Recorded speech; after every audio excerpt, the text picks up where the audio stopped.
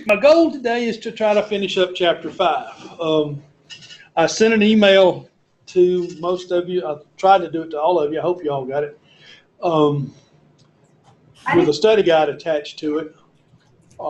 When we complete chapter 5, we're going to begin to try to think about scheduling a test for this. And the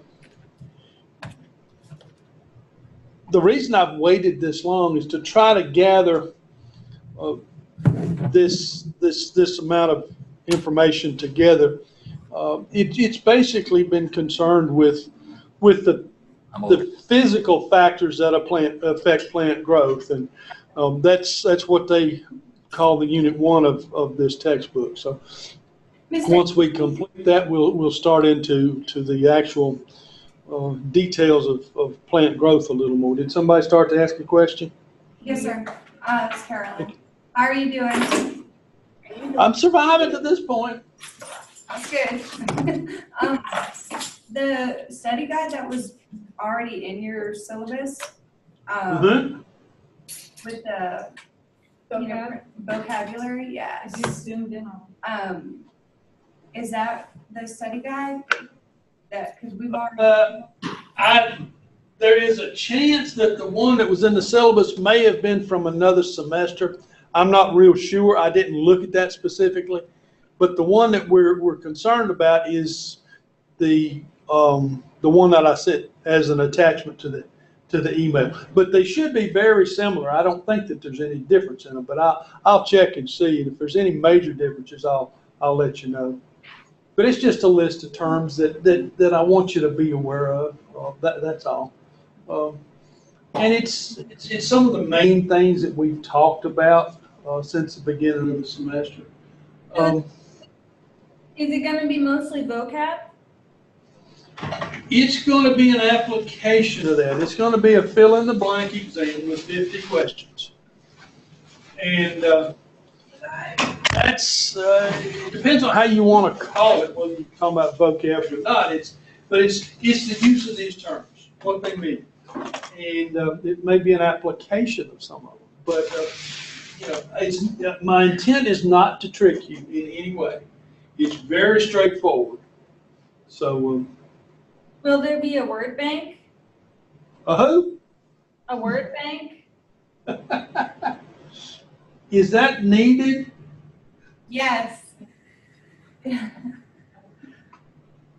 We'll see if we can't find one.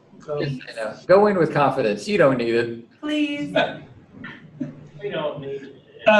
As you guys begin to think about the next step in your education, if you decide to attend a four-year institution, you'll have to give them some sort of definition of what you mean by word bank, because they don't have that in their vocabulary. So. Okay. But I imagine that I'll give you some sort of document that you can use for that. But it'll be like a lot of my word banks. You may have a surplus of things to use. So. Yes, and that's understandable. Or okay. One or two missing that we know. Generally, I try not to leave any out, but I have been known to duplicate. And I have been known to misspell, things of that type, but it's okay. You'll be all right.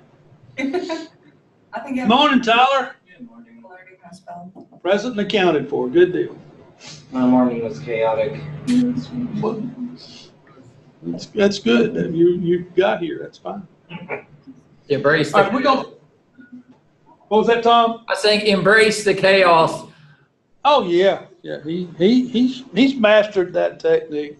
That's good. Mom didn't go off, had to deal with apples, old lady. The list goes on. That's good. That's good. All right, we're going to try to pick up where we left off on Tuesday. Well, we weren't here Tuesday, were we? Okay. Last week, we're going to talk about soil texture. Soil texture is defined as a percentage of sand, silt, and clay particles in a soil.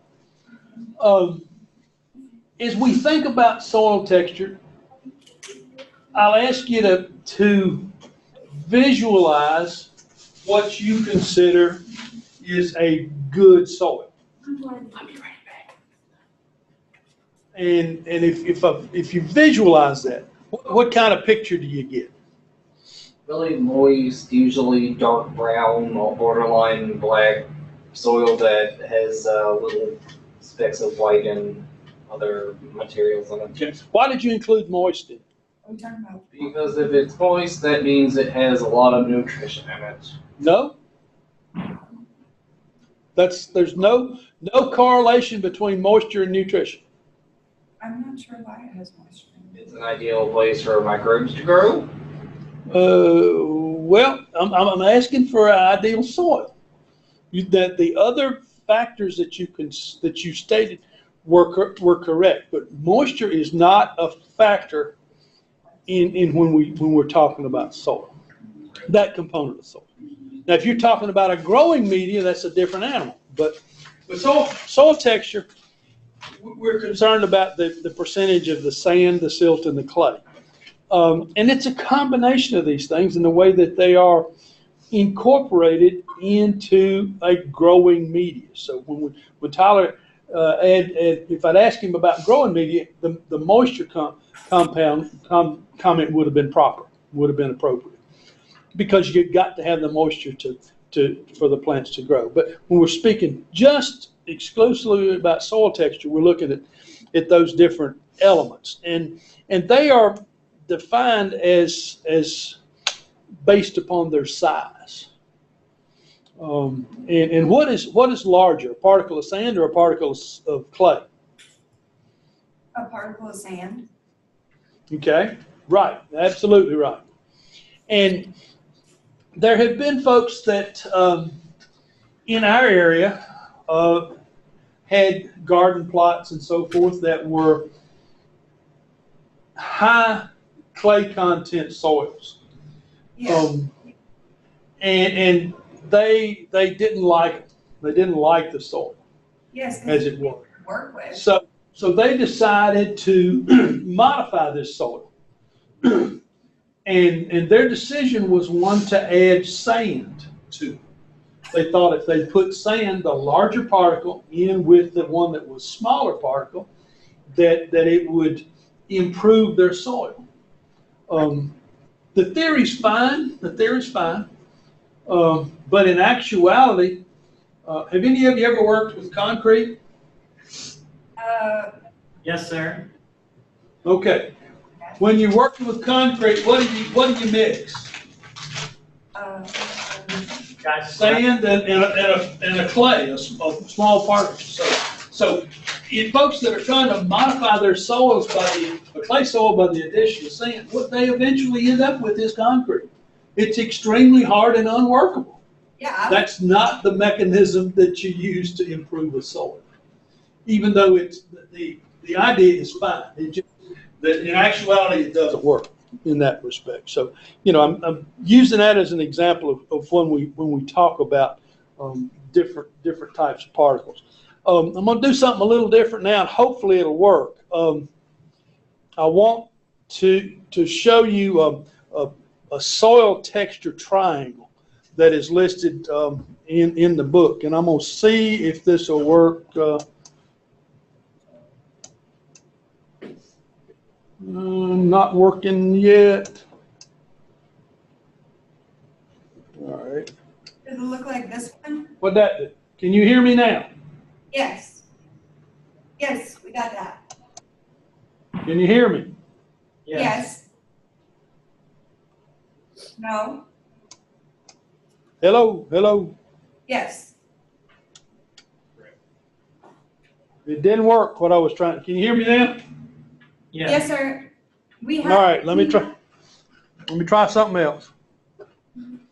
Well, okay.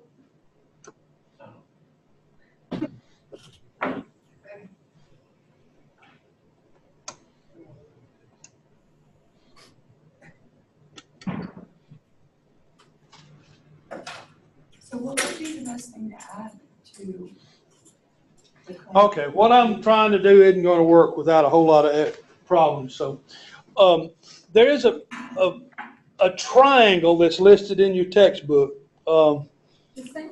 that outlines the soil texture classifications. Yes. We have, And what I was wanting to do is to give you a pictorial of the way that soils are classified, based on their percentage of these three particles. Across the bottom, we've got the percentage of sand that is in a soil. On the leftmost scale, you've got 90, probably 87 to 100% sand, and that's classified as just sand. As we move across, we've got another category which is about 70% sand, and that's listed as loamy sand, because then you've got a component of clay that's about 15% there. You're moving on across the baseline there, and you've got a sandy loam. Continue to move across to the right, you've got a silt loam, because that far rightmost corner there is what we classify as a silt soil. And the top point of the triangle is primarily clay. And we're talking about an assortment of different soils, from sandy clay to clay loam, silty clay loam.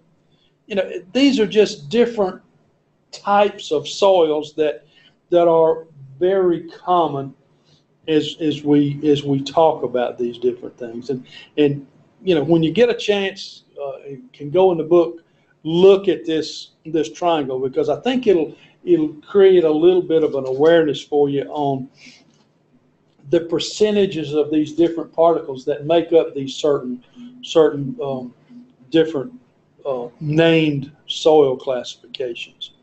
Now, if you're going to outline, I asked you about what you would consider an ideal soil.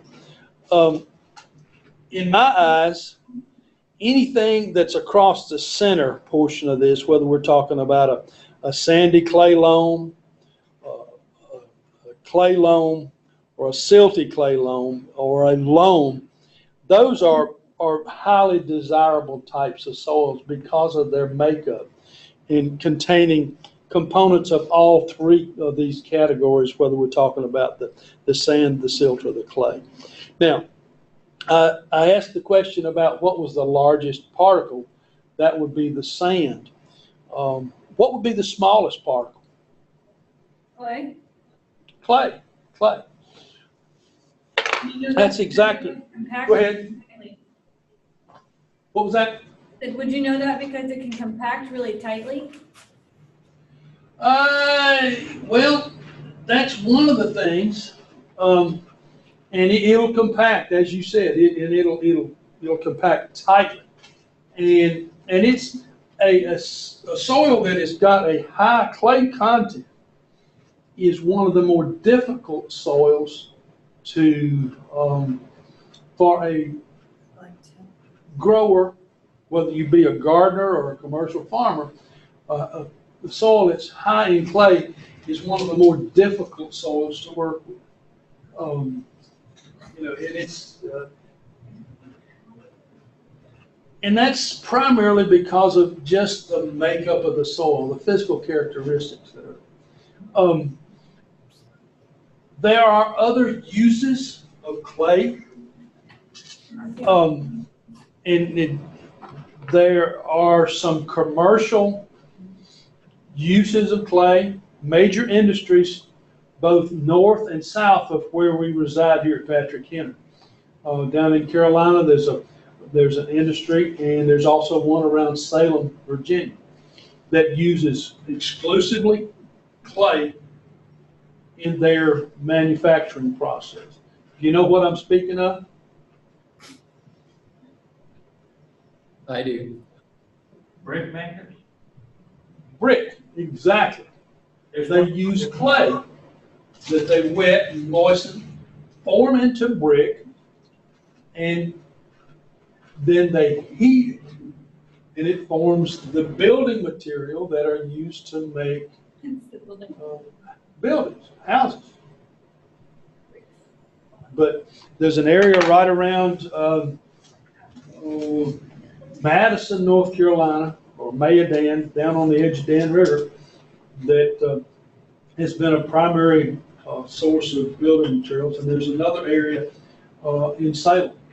And if you get out on the interstate here or one of the 4-lane highways, it's most of the days you'll see a tractor trailer load hauling brick one way or another. So, but that is just clay, and they'll vary a little bit by the finish that they put on it or the color. They'll put a little bit of some other material in it to change the color. But clay is used to make brick. So, with that in mind, it tells you that it's not the best agricultural soil in a lot of ways. But if you're knowledgeable of how to handle it and don't get caught up in a situation where you have to, what we call it, work it, cultivate it or plow it or use some tillage practices in it, when it's wet, it's a good soil because it has wonderful water holding capacity and wonderful nutrient holding capacity. But if you have some other elements, whether it be silt or sand involved in that makeup, it makes it a much better soil. The 5.2 that's listed in the book compares the 3 classifications about their aeration. Aeration of sand is listed as excellent. And you mentioned because of the large particle size, you've got more pore spaces for air in a sandy soil. There's more opportunity for air to be in there. A silt loam is sort of in the mid-range. It's got good aeration, where a clay soil is generally poor. If we look at cation exchange, sand is low, the silt loam is medium, and a clay soil is listed as high. The drainage, excellent in a sand, good in a clay loam, silt loam, and poor in a clay soil. Erodibility is very easy for a sand, moderate for a silt loam, and very difficult for a clay. These are just factors that we need to make ourselves aware of. Temperature is one that is always creates some confusion amongst folks when we talk about these. But your spring temperatures in a sandy soil is going to warm up much faster. Why? That'd be a good test question, but it's not on the test. But there may be an application. Why would a sandy soil warm up much faster? Is it because the particles are bigger and they're also looser, so it's easier for the heat to transfer? Yeah, You're correct, but you haven't hit exactly the reason yet. well, sand is made of rocks. Yeah. It goes back to this particle size, and it's not compacted. So, as you said a while ago, because of the particle size, you've got more air. So the air temperature, it's easier to change the temperature of the air than it is the temperature of the soil. So with the air component in that soil, it's going to warm up faster. The air warms up a lot faster than a solid. Okay? But you were both right. You were exactly right. So with that in mind, what happens with a clay soil? Clay soil stays cooler. It warms up a lot slower. It's a lot slower to warm up. So because of again, you don't have the air space in it. Yep, that's it. Okay? All right. Now, tillage of a sandy soil is going to be really easy. Silt loam is going to be somewhat moderate, and a clay is really difficult. It's hard to cultivate or till a clay soil. Now, the last element on this chart talks about the water holding capacity. Of these three soils, which one has the best, Yeah. the most water holding capacity? Clay. Clay. Why? Like you said, it's made up of small particles, so there's not a lot Small of. part. Yeah, it's a little bit of the inverse of what you think about. Most of the time, if you just, your first reaction is going to be, a sandy soil is going to hold more water because there's more space. But the way the particles are configured, the water's going to run through it. It doesn't hold it. Because of the particle size in a clay soil, you've got a lot more surface area to hold nutrients and water. So in that respect, clay soils are really good for water holding and nutrients, okay? All right, talks about the texture of a soil influences the aeration, and we've already touched on that as we talked about that chart a while ago, but the plant roots need oxygen for respiration, and soils with low rates of gaseous diffusion restrict respiration and growth. So soil texture makes a huge difference in the soil aeration. Ease of tillage, whether what we're talking about is plowing, disking, or cultivating, is influenced by soil texture. Sand or loam soils at the proper moisture content are easier to till than clay soils. It's hard to get a clay soil at the right moisture content to work it, but if you can, it's a good soil. Now, we talked about soil texture. Now, the next term you need to be aware of refers to soil structure, and they're different. You think of, sometimes they get confused and people get them, don't get them defined properly. But soil structure is defined as the arrangement of soil primary particles into secondary units. The manner in which these individual particles clump or hold together is the soil structure. Sand itself doesn't have much soil structure. A loam has moderate structure, where a clay soil, the particles tend to hold together and it gives it a much stronger structure. A secondary unit, or an aggregate, is a clump of soil particles that acts as an individual larger particle with specific characteristics. So size and form of the aggregation is the structure of a soil. As we talk about soil structure, and I was going to use this picture too today, but computer's not allowing me to do it. But you've got some pictures in your textbooks in Figure 5.9 that talks about different soil structures. One of them being a platy type of structure, and that's one that has horizontal. Looks like little shelves or plates or little bits of shale almost. Then you've got the one that's more of a prismatic. Then you've got one that's columns. Then you've got an angular block, a subangular block, and a granular. So, those are just pictorial examples of soil structure. Now, as we talk about these types of soils, the effect of climate on the soils themselves is really dramatic. The soil chemistry, chemical properties, is determined by the colloidal size of the clay minerals. Silicate and oxosilicate minerals are more weathered, resulting in soils which are known as oxysoils. In cold and humid regions, sparse vegetation combines with climatic factors to produce spotosoil groups. So, you've got two different types that are there. organic compounds produced by decaying organic matter, particularly if we're talking about conifer needles or pine needles, they form acid solutions that will dissolve iron and aluminum oxides and basic compounds. They will leach down into the lower depths of the soil and sometimes accumulate and actually can be toxic in some areas.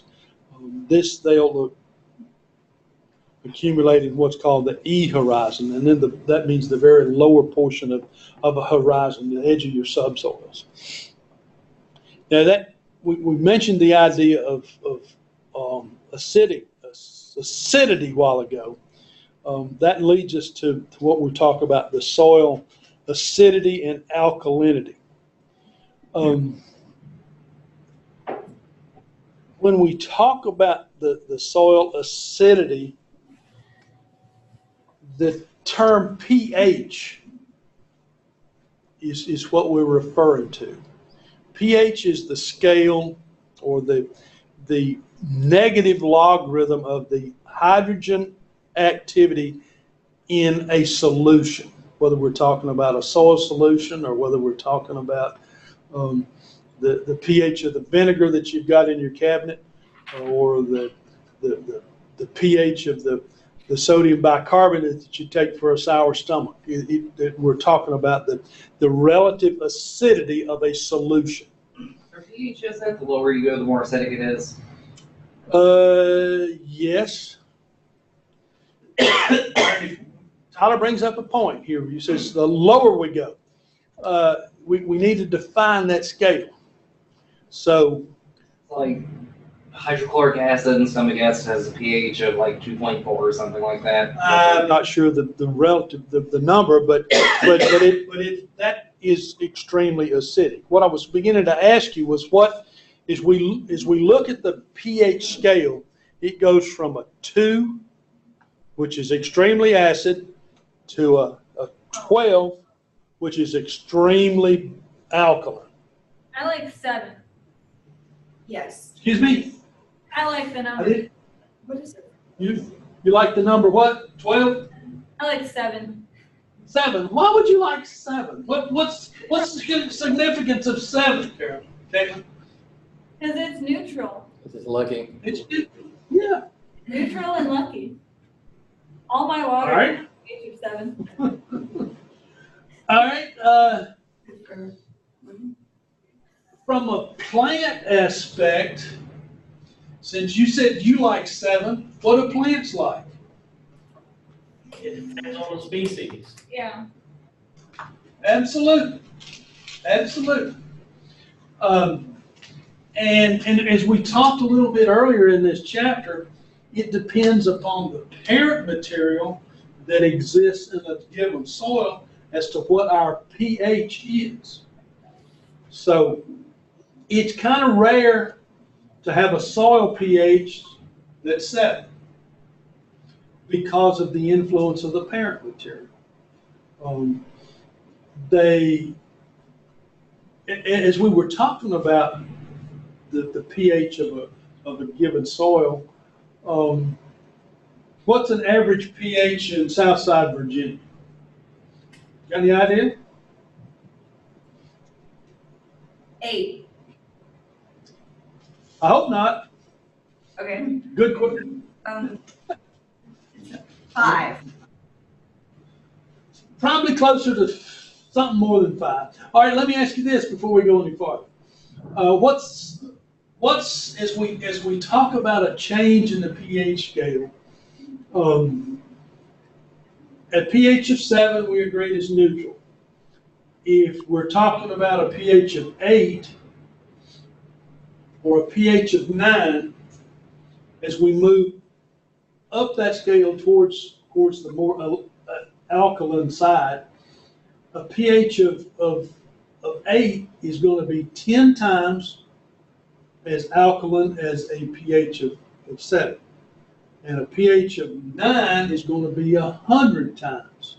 It's you gain a unit, but it's 10 units within each. So, it's a complicated complicated system. But as we look at that, now going back to my question that I was asking about the average soil in Southside Virginia, I would think that an average soil that has not had an excessive amount of lime placed on it in recent times would be somewhere between a 6.2 and 6.4. Slightly acidic because of the alkaline nature, no, the acidic nature of the parent material. Here in the area where we are, normal agricultural soil is going to run around 6. It's going to be, somewhat on the acidic side. Now, if we'd applied a volume of lime over the last year or two, more than likely it's going to bring it up towards Caitlin's neutral 7. But ideal for the plant species that we grow here commercially, a 6.2 to 6.4, possibly 6.5 is in the acceptable growth range. Now, we ask you the question about what plants like. It is totally dependent upon the plant we're talking about. Now, if you're growing blueberries, for example, what are they going to like? Got any idea? Are they gonna like something a little more acidic? They like something on the acidic side. Generally, they like something in the less than 6, 5.5, in that range, because of where they naturally grow. The wild blueberries that grow are in the shade of mature trees, and the organic matter that comes from those trees in the combination with the parent material, it's going to have a pH in a wooded environment. It's going to be in the range of a 5. So plants like rhododendron, azaleas, blueberries like something on the acidic side of the scale. And they're extremes now. Now, if you were to be trying to grow blueberries up in the Shenandoah Valley, what would be your issue? Give you an idea. Try to break that out. Is that because up in the Shenandoah Valley, I think it's a lot more acidic there, isn't it? It's more alkaline because of the parent material. The parent material is limestone rock, which is much more basic. Okay, that means that you're going to have pHs up there that it may be in the 7.2, 7.3 range.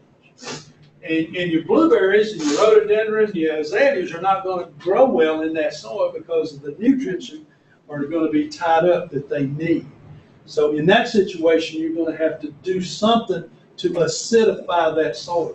And generally, that's an application of sulfur, some sort of sulfur compound, which will increase the acidity. How would you apply it? Just sprinkle it onto the dirt?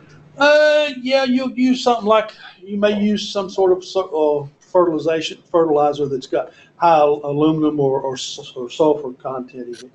And it's incorporated into the soil, which will change your pH. But there's a table here, 5-3, that talks about the soil pH range for optimum growth of several cultivated plants. And there are a lot of these that are a little more diverse than you think about. But it lists azaleas, bent grass, blueberries, camellias, chicory, cranberry, fescue. I'm a little surprised that fescue's on that side, but hydrangeas. Any of you familiar with hydrangeas?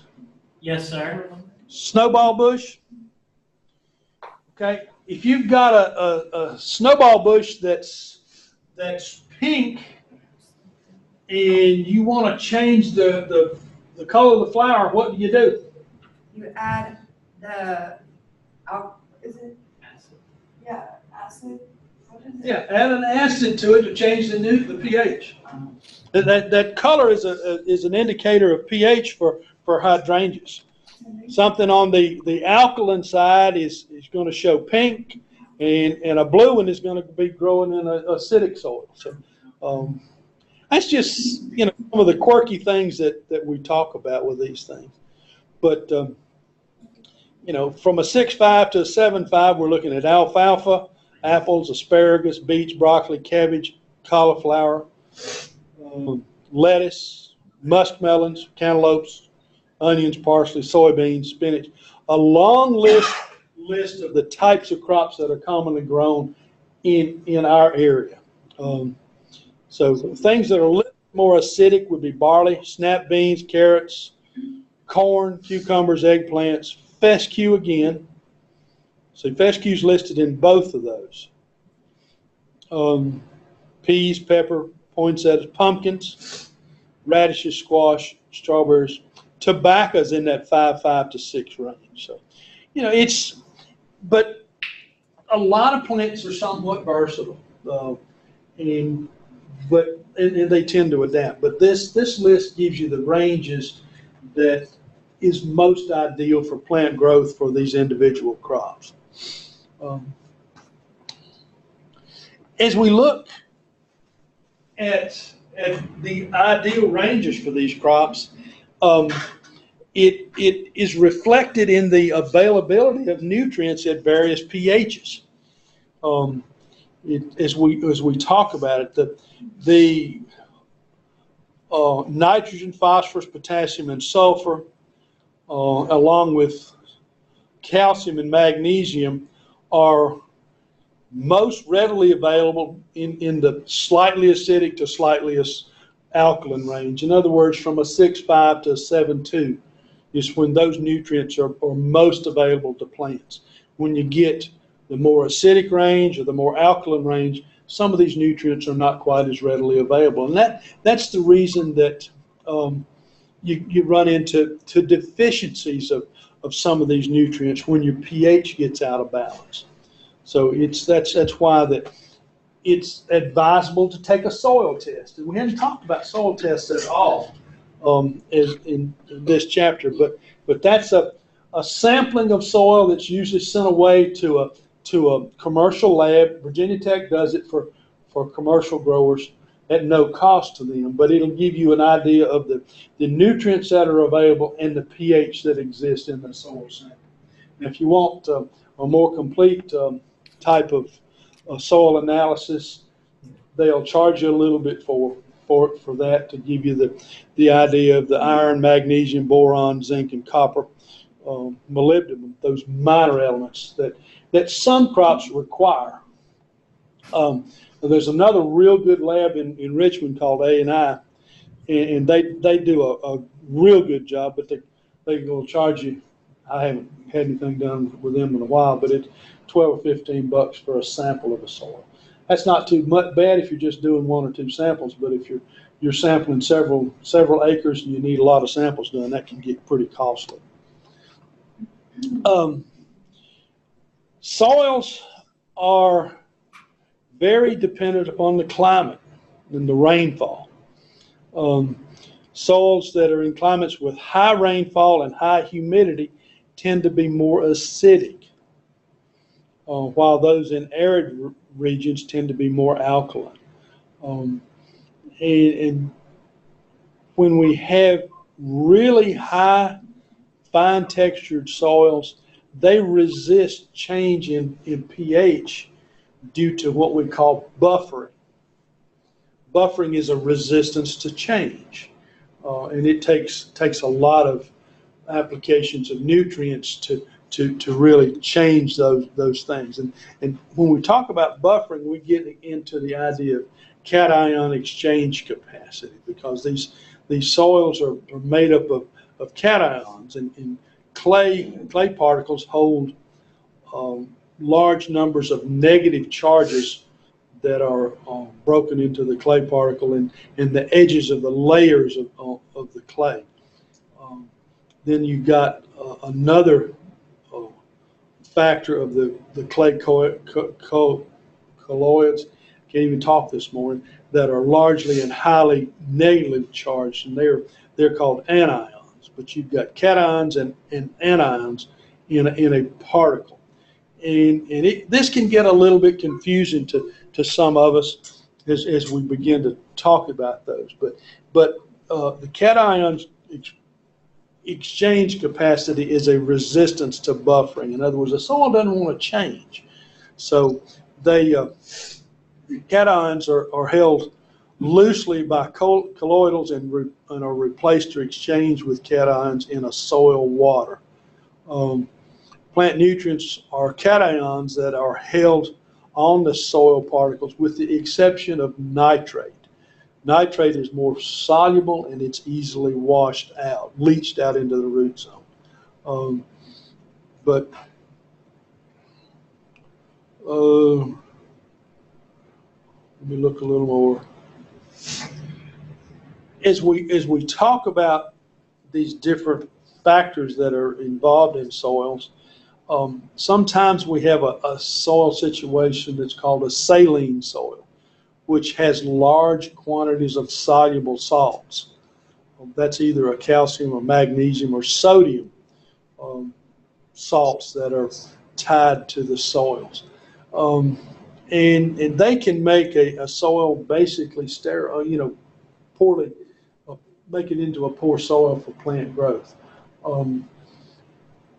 If you have any experience with greenhouse operations over an extended period of time, the application of soil or nutrients to greenhouse crops can create a situation of high salts in those particular soils, and they can begin to inhibit plant growth. Many years ago, one of the primary pots that was used for growing things in greenhouse were clay pots, and some of you may still have some clay pots around your house that you may have an old geranium or something growing in. And if you happen to notice on that pot, on the outside of the pot, you'll see a white residue that exists on that clay pot. That's an accumulation of salt that came out of the irrigation water that you were using to water that plant. And clay pots are permeable, and that water came out and actually permeated that pot, and it's left a residual amount of salt on the exterior portion of that pot. That's a visual evaluation of how much salt may have been in the nutrients that you applied or naturally occurring salt. It could be calcium that was held in your water that created a residue on that pot. But saline soils are ones that are not good for plant growth because of the soil. Oops, I just realized we're out of time. Talk too much. We'll finish this discussion of soil organisms when we get back together on Tuesday. Sorry, I didn't aim to run over. Thank you. You good? If you got questions, let me know. Thanks. All Okay. right. See you Tuesday. See you in Yes. a minute. Yes.